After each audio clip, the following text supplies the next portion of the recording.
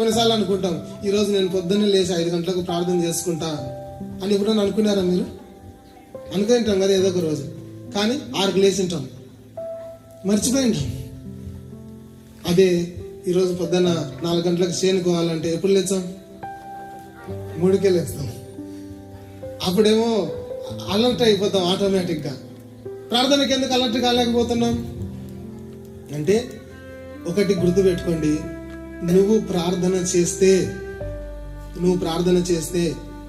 నువ్వు దీవించబడతావు. నువ్వు ప్రార్థన చేస్తే నీ కుటుంబం దీవించబడతాది. నువ్వు ప్రార్థన చేస్తే నీ పిల్లలు దీవించబడతారు. నువ్వు ప్రార్థన చేస్తే ఆ ప్రార్థన నీకు, నీ ఇంటికి అంతటికి కంచెగా ఉంటుంది.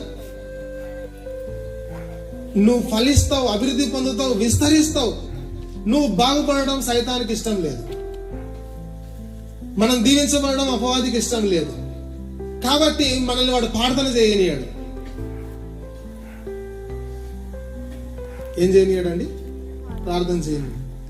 ఎందుకంటే నువ్వు ప్రార్థన చేస్తే నువ్వు మేలు పొందుతావు గనక అసలైన ప్రార్థనను వాడు ఆపు చేయిస్తాడు.